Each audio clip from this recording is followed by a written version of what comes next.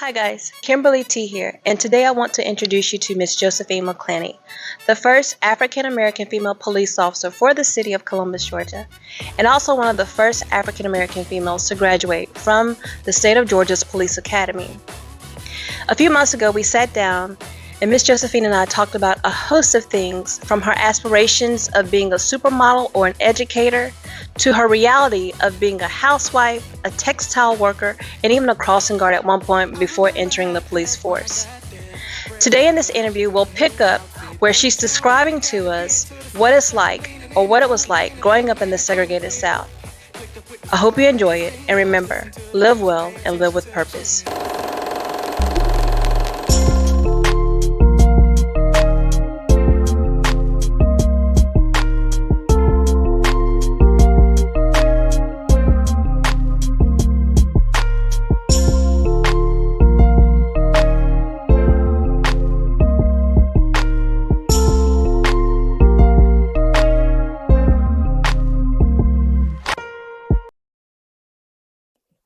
It was the only thing that we knew. So at the time, it didn't bother you too much because you knew what you could and couldn't do and where you could go and where you couldn't go. And so it really didn't bother me until they told us in high school that in 1964, by 1964, the white and the black would be going to school together all over the state of Georgia. There would be combined. They would be integrated instead of segregated. So at that time, we got a little fear because we knew thing wasn't good then and what it was going to be like. We wondered if we all started going to school together, riding the bus together and in the same classroom. So that was fear. Because we knew we supposed to be we was in the back, not to say, not eat over there and drink water over there or whatever, and get behind the white person, let them go first. And so the fear that you felt, was it the fear of what they might do to you all? Yeah, that was the fear. And then they was doing a lot of talk about it. And in the North, it was already started. And so we would hear, what was going on, especially the Jet magazine and the Ebony magazine. And we, used to read those and see that. And the Emmett Till had happened. I was still in, I believe, a junior high. And that was just terrible.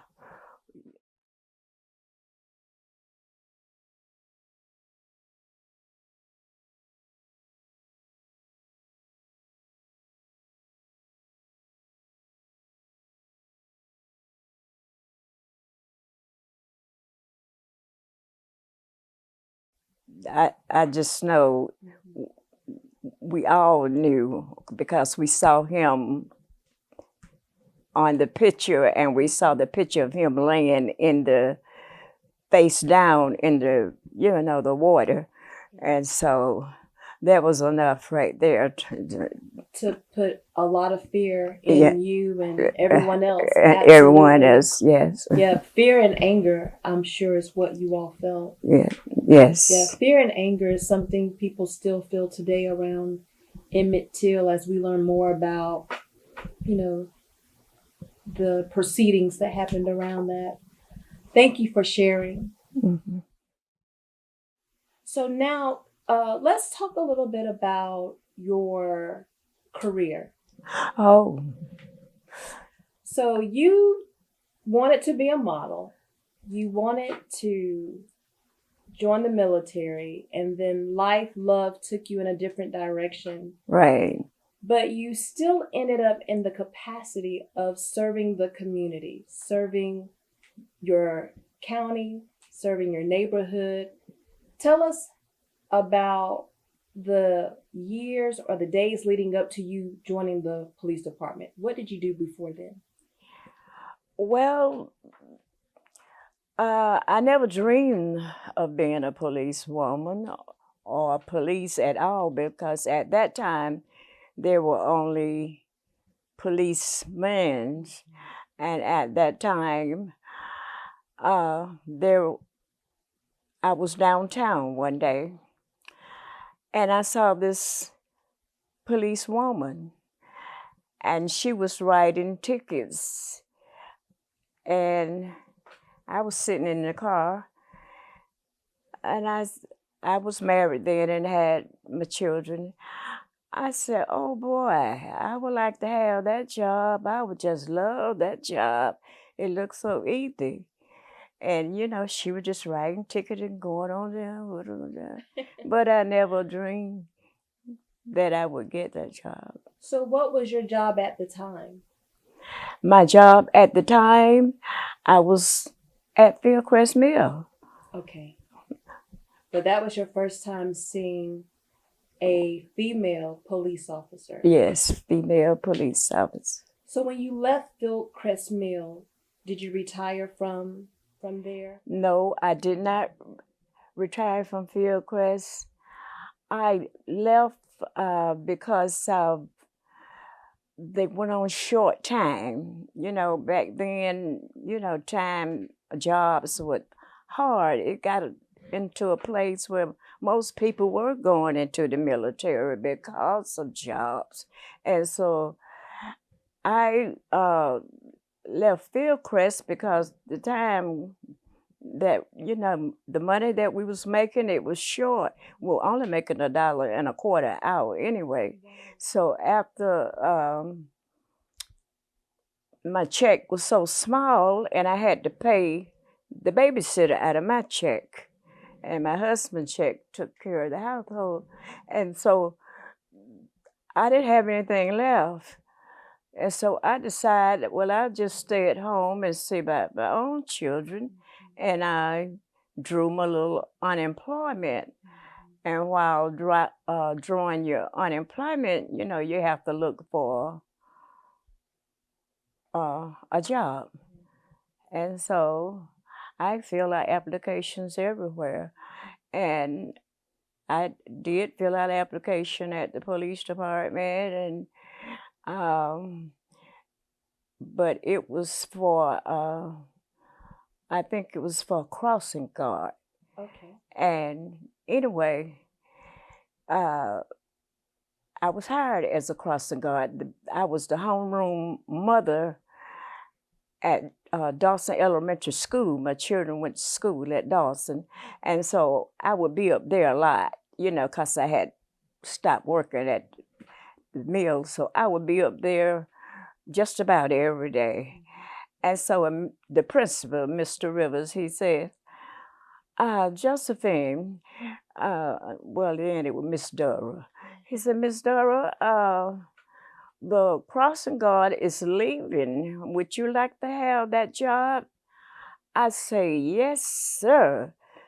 And he say, well, I tell you what, you go down to the police department and you ask for Sergeant Griffin, and I'm going to call him, and he's going to fix you up. And he say, and the job is going to be yours. I'm going to call him and I'm going to tell him to give you the job, because he will have to say who to put, out there. And so that's what I did. And the next week, I started to work as a crossing guard. As a crossing guard for Dawson Elementary. Dawson Elementary School. And while I was there working, the police on the beat, they would drive by and they would stop and talk to me, and morning and afternoon they would stop, and that was exciting because I had never had the opportunity to associate with the police officers. And so Did you ever think about the female officer that you saw a few months prior or a few years prior when you would see these black police I had officers? already saw her before this, Right. and so they stopped and they would talk to me, and they told me, each one of them, they say, they're gonna hire 2 police women, and why don't you go down and fill out an application? I said, oh no, it's no way they would hire me. They say, well, they got to hire 1 white and 1 black. I say, well, still, all the other crossing guard been here so much longer, because I had only been there, just a little while. Total altogether, I was crossing guard 3 months, but before I went to the force. But anyway, they say, just go down there. So I waited 2 weeks before I went and filled out the application. And then one day I decided I'd go and fill out the application. I filled out the application, and a couple of weeks later, I got a letter to come down for an interview. So I went down for the interview. I just knew it would be crossing guard everywhere. But it was only me. Wow. 1 crossing guard and 1 playground teacher and 2 white ladies, and 1 was a secretary, and I don't know what the other one was. But anyway, they interviewed 4 ladies. And All black ladies? Or it was only 2 black and 2 white. The playground teacher, she was black. I was black, crossing guard. And the playground teacher, her husband was a sheriff department. He worked at the sheriff department. My husband worked at the fire department. The other white lady that was hired, her husband was a policeman. So I don't know anything about the 4th lady. So anyway, I got this letter, another letter to come for. well, tell us about the interview. How did the interview go? Oh. Were you nervous? Oh, I was so nervous. But anyway, the officer, they had talked to me and told me how to dress and told me, how to speak and just what to do. And so told me just to wear my crossing guard uniform and be very neat. I was already neat, but said make sure everything is in place and being sharp. And I used to wear some little heels while I was on the crossing guard. And they told me to say, wear your heels. So I wore my heels, and he said, wear your little crossing guard hat and make sure it's straight. Oh, yes. So I was, and he said, whatever you put on your application, make sure, because those are the questions that they're going to ask you, and make sure you remember what you put on there. And that's what I did. And so when the interview, it went okay? It went okay. And all white male. Oh. And so, Did that make you nervous being in front of all of the white men during the interview, or do you feel like the other police oh, men who prepared you yes, I made it was better? nervous, but back then, I was young. I wasn't quite as nervous as I am now. I'm older. But anyway, I just didn't think no more about it because I knew I wasn't going to get the job because of my race. Huh. That's the way I felt. And so, and especially the playground teacher and the Right. She already secretary had and all those, your husband as a And back sheriff. then, you Yeah. only had to have a high school education. Okay. So anyway, I came on back home and just forgot about it. And about 2 weeks later, I got another letter. And the letter said I was hired. I couldn't believe it. And normally, I didn't read the newspaper every day. Some days I would just take it and throw it in the trash and didn't even open it up. But this particular day, I opened it up. Something that day made you Made me pick up the newspaper and open it up, and it was the Columbus Police Department, and so I opened it up, and it say, "You have been hired." And oh, such a shouting and jumping and running and getting on the phone, trying to call somebody. And everybody that I called, nobody at home, nobody answered the phone. So there I was, didn't have nobody to tell that I had been hired at the Columbus Police Department. And so finally, I got a hold to somebody, and the news just hit the city. All right. Well, Miss Josephine, so you got the job. You were ecstatic, excited.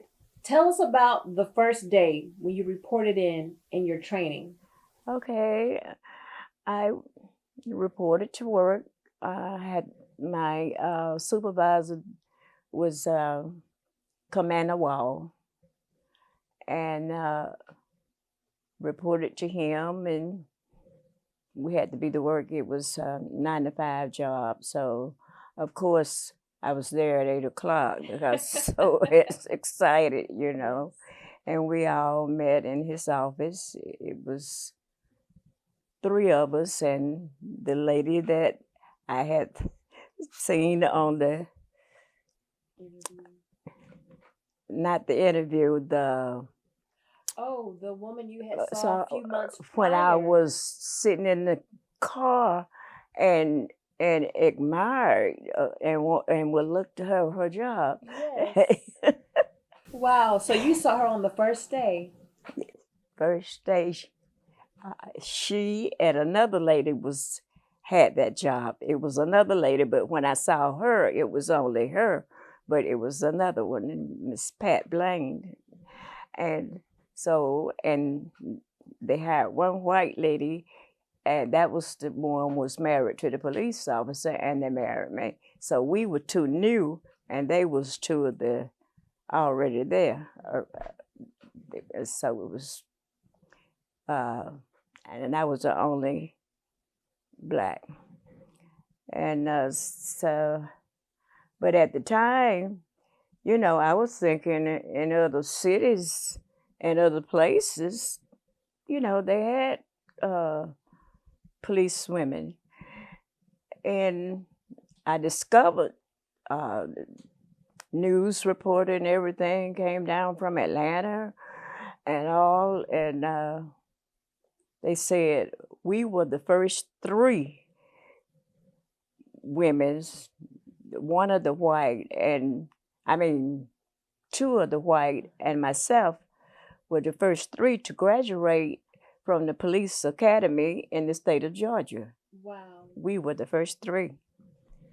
And I just couldn't believe it. And then one of the reporters, he wrote a story and had little pamphlets and all that stuff from Atlanta, and the newspaper, and he said that we were the first three in the state of Georgia, and the first three in Columbus, Georgia. So you're there on the job the first day. You see the woman that you first admired several months or years before.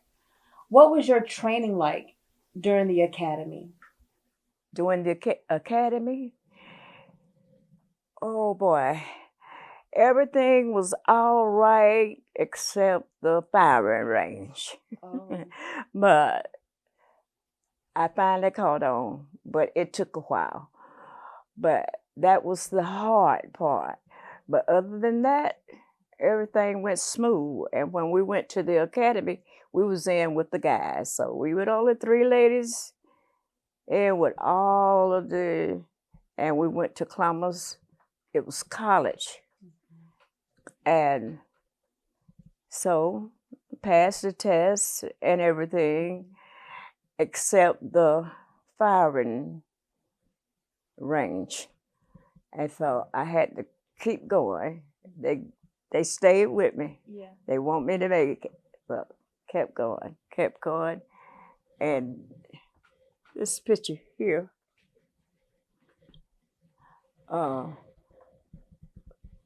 that is in Fort Benning. And they were sending officers, police men, and one lady. Because the other ladies, they qualified on the range and I didn't. So they sent me out there. Each week it would be a different group of men, but I would be that one lady. They would send me back until I finally got it. And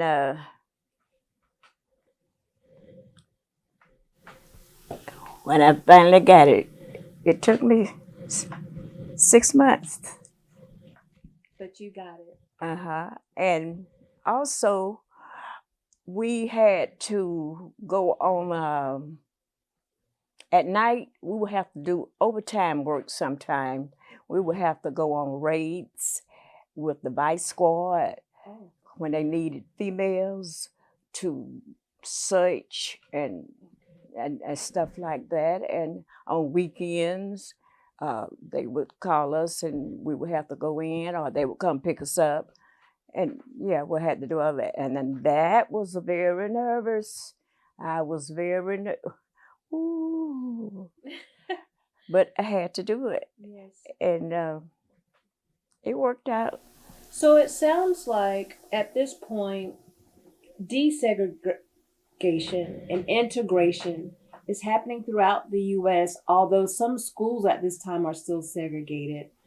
But it sounds like you had a very pleasant experience within an integrated police department, a newly integrated police department. Is that fair to say that everything was nice, pleasant, people treated you with respect? At the time, they was protesting in front of the police department. The black was protesting. And I don't exactly remember what it was all about, what the promotion. I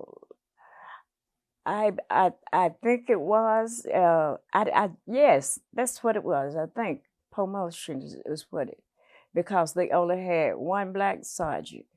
Okay. And that was, and I think that's what it was about.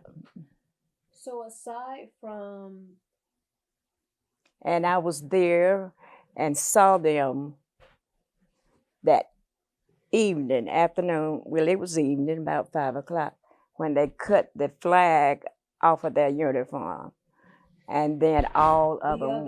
The other black officers? All the black officers that was protesting. Oh. they cut the flag, the American flag, off of their uniform, and that's when all of them was fired. They fired them on the spot. And, that went on for a long time here in Columbus. Uh, the lawsuit, and getting the job back, and they didn't give them the job back, and it went on for years. But everything else just within the department, the promotion and all that stuff just went just like that. But the one cut the flag off, they didn't get none of the promotion and all of that stuff. So, aside from the inequality with the promotion system, how did people treat you though? Like, how did people treat the Black officers, female and male, aside from the pay inequality and the promotions? They treated me well. They treated me nice. I had no problem within the department as integration and segregation and none of that stuff. I had no problem. They treated me. We used to go to lunch together. We had to walk when we was training in twos. And the older lady that I wished I had a job, she was the one that trained me. Okay. And she and I, we walked together, and all four of us, we would meet up when we take a break and when we have lunch, and everything just fine. And I was very petite, and they used to admire me, and I didn't have to wear makeup and and all that stuff. And I had 4 children, and they were just wondering how could I, Look so great, look like a model. yeah, and That's awesome. How long did you serve on the police force?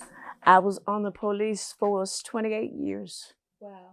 I was hired in 1971, and I retired in 1999. And what promotions did you receive during your career?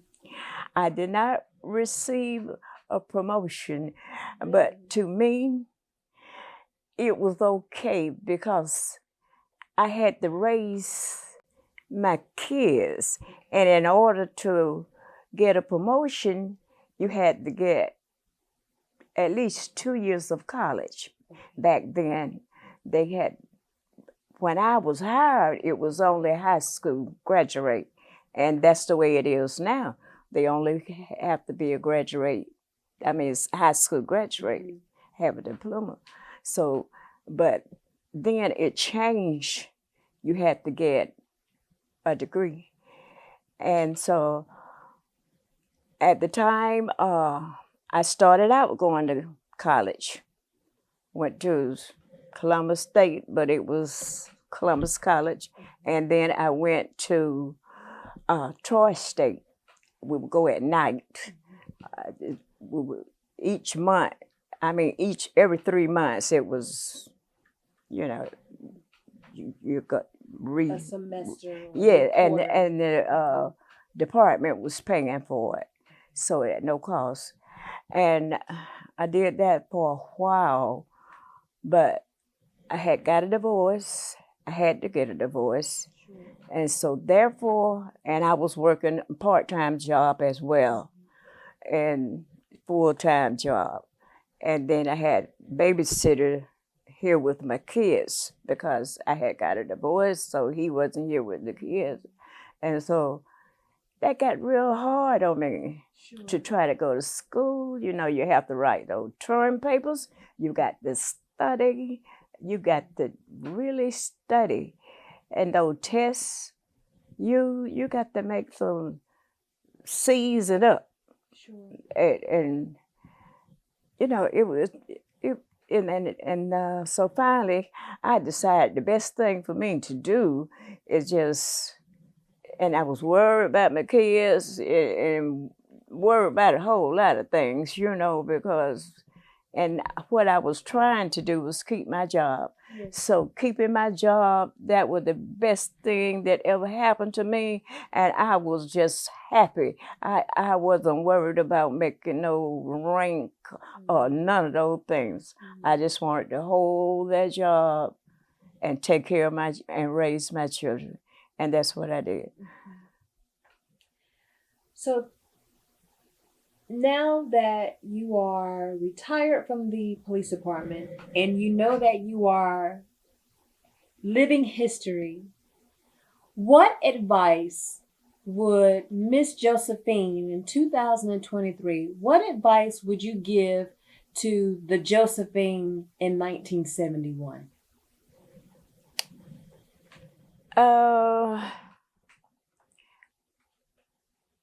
What advice I would give me? I believe it was the same advice that I took. I don't believe nothing has changed as far as advice, because the advice I received doing the training and stuff like that is to always be observant and think before you speak, be nice, polite, courteous, all those things I was already. And so, except maybe thinking before you speak, but I learned and to be very observant. Those main things still stick with me today, and back then, I learned a lot. Knowledge, experience, and just, all of my education, it came from the police department, because we would have to go to in-service training, and we would have to do the optical course, and we just had to do a lot of things we had to do and we had to pass. And I did driving, all that stuff. You have to make a certain score on the test. Yes. And the firing range, of course. Had to get it. So it sounds like one of the life lessons is to not give up. One of the life lessons it sounds like you're telling us today is to not give up. That's right. That's right. And I did not give up. No, I was determined that I would stay there. But, when I went there, I didn't know that. But I was determined. And then the longer I stayed, the more determined I became. Yes. And I didn't know that I could retire in 96. In 96, I got a letter that I was eligible for retirement. I had never thought about it. You loved your job that much. I loved it that much. And I worked 3 more years. Miss Josephine, we're getting ready to wrap here. You're a woman of faith. And so when your life here is done, you will, of course, be remembered as the first Black female officer in Columbus, Georgia. But what else do you want to be remembered for? I just want to be remembered as a person that cares and love, and do right, respect others, and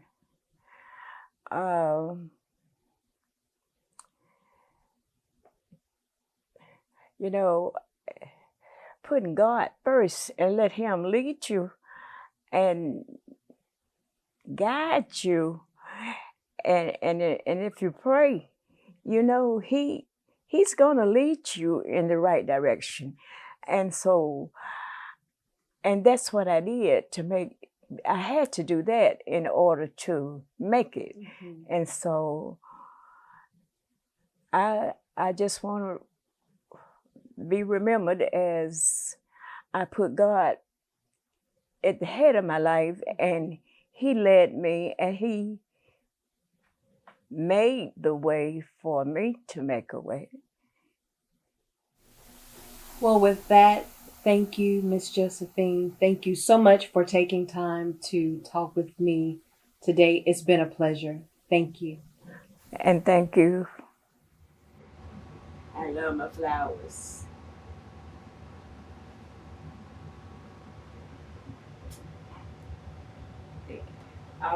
They say, give me my flowers while I live. That's So I can see the beauty that they bring. That's right.